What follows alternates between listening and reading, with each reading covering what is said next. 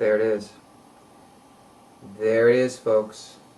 I thought since I'm going to do this commentary about my first album, because we still called them albums back then.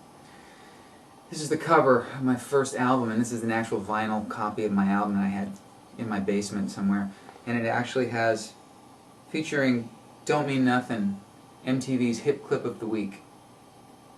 So yeah, it's been a while. God, I was a baby. 23 years old in this picture. So we're not going to start with Don't Mean Nothing, even though that was my first hit. We're going to do this track by track. So we're going to start with track 1, side 1, or I should say side 1, track 1. A song called Should've Known Better. Now the background on this song is that I wrote this song when I was about 19 years old. It was really about the girl that was my first real relationship.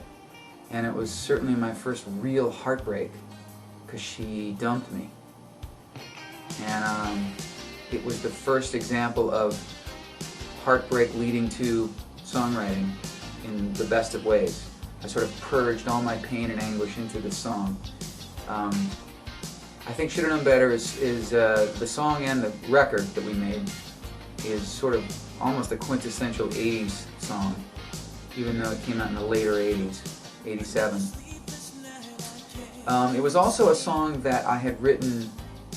I wrote the song actually in probably, well, like I said, I was 19, so probably 82, 81, 82, something like that. So it was a song that I demoed, and the demo sounded just like the record, pretty much. Except the demo with drum machine, one of those old Lynn drum machines.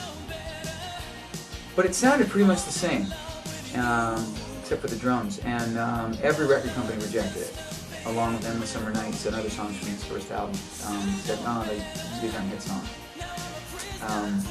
But I thought Should've Known Better at the time was probably my go-to song, the best song I had written at that point, so I knew it had to be on the first album.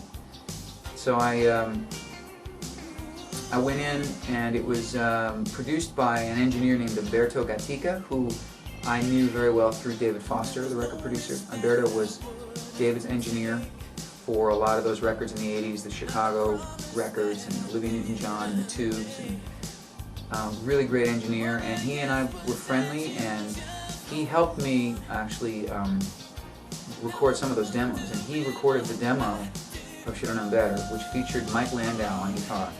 And Mike Landau, I have to tell this story. Mike Landau played guitar on demos for me in the 80s. He played on demos for Should've Known Better, Endless Summer Nights, and several others. And he wouldn't let me pay him. I mean, I didn't have any money, but I had enough money to pay him a session payment. And this guy was like, and still is, the go-to session guitar player, one of the top 2 or 3 guys in the world. He just said, nah, don't worry about it. If you get a record deal, call me and have me play on the record. Well, a few years later, when I did get a record deal, the first phone call I made was to Mike Landau, and he's playing all over my first album.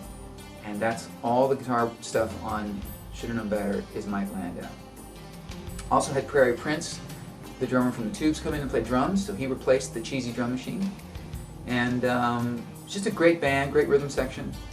And it was just one of those moments where I just felt like it had been a long time coming, and I was so excited to finally get Should've Known Better recorded for real.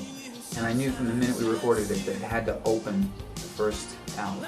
So the first song anybody ever heard of mine that did about the album was Should've Known Better.